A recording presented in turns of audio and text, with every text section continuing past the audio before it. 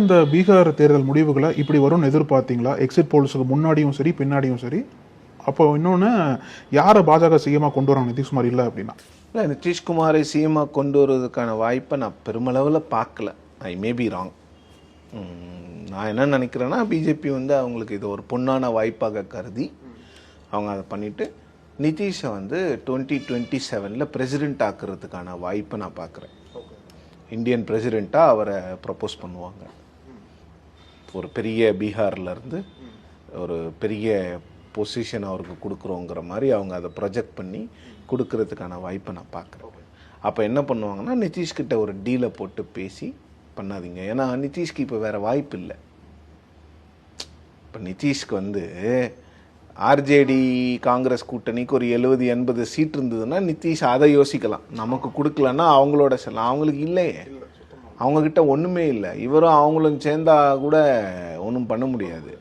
அப்போது அப்படி என்னென்னா, என்டிஏ அலையன்ஸ் வந்து ஜேடியு இல்லைன்னா கூட அவங்களால ஆட்சி அமைக்க முடியும். ஸோ அப்படி இருக்கிற சூழ்நிலையில் இது வந்து நிதிஷ்க்கு வந்து ஒரு என்ன சொல்கிறது, ஒரு பெரிய க்ரௌனிங் மொமெண்ட். பட் அதை என்ஜாய் பண்ண முடியாது முழுசாக. ஓகே ஓகே, புரியுது.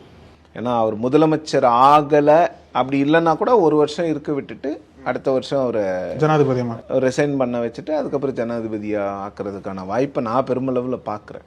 ஏன்னா அது வந்து பெருமளவில் மோடியோட இமேஜை உயர்த்தும்னு பாஜக நம்பும். ஏன்னா ஒரு காலத்தில் மோடி அவர்களுடைய வளர்ச்சியை கடுமையாக விமர்சித்தவர், கடுமையாக எதிர்த்தவர் நிதிஷ்குமார்.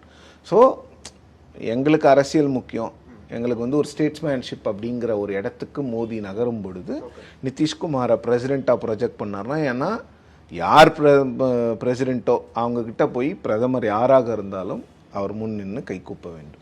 அதுதான் கான்ஸ்டிடியூஷன் சொல்லுது.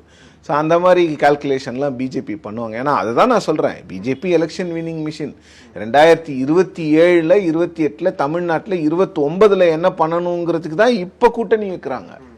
ஆனால் காங்கிரஸ் வந்து 26 நடக்க போகிற தேர்தலுக்கு கூட அவங்களுக்கு இப்போ ஸ்ட்ராட்டஜி கிடையாது. அதுதான் பிரச்சனை. ரொம்ப நன்றி சார். நன்றி.